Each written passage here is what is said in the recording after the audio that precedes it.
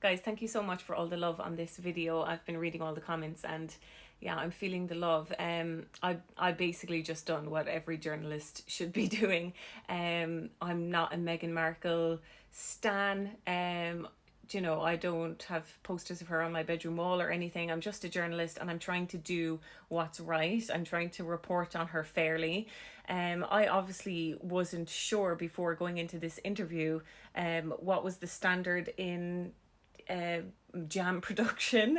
So I just researched it. I had a look online and I just wanted to see what was industry standard to make jam and to meet demand. And outsourcing it to a manufacturing plant is normal. Like, it is so normal. Every single business in the world does that. All of your favorite celebrities, they're not making things themselves. Kim Kardashian is not knitting knickers and bras herself at home. Like, she has a manufacturing plant to do it, but she's the brains behind the brand.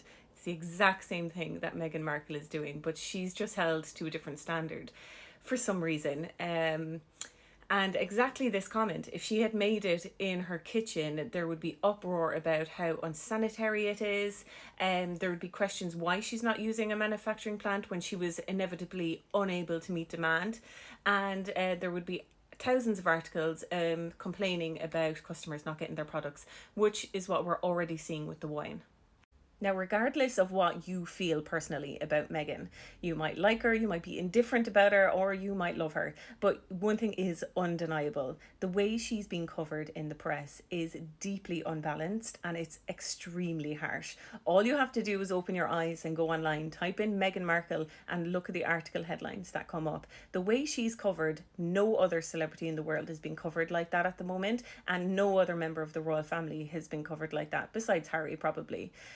So I just think the state of journalism today has completely lost its integrity and its fairness. And it's the number one rule that we learn as journalists when we go do our master's degrees, is that we need to be balanced. We need to be fair. And for some reason that has just been thrown out the window with Meghan. Now, I do believe it's probably because hate sells more papers, and Meghan Markle sells a lot of papers. So just her name alone, she is very popular. She'll get loads of clicks and she'll make the papers a lot of money. So pairing those two things together, hate and Meghan Markle, it seems to be very profitable.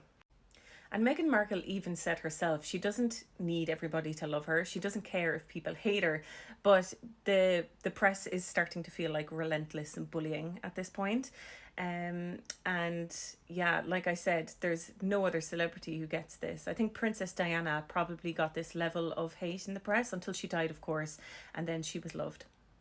Anyway, just one last thing from me. I just want to put out there that I'm not a Meghan Markle stan. I don't have pictures of her on my bedroom wall. I don't think of her regularly. I'm Irish, so the royal family I'm quite indifferent to in general. I don't hate them, but I also don't love them. I don't think about them very often, but I'm indifferent to them.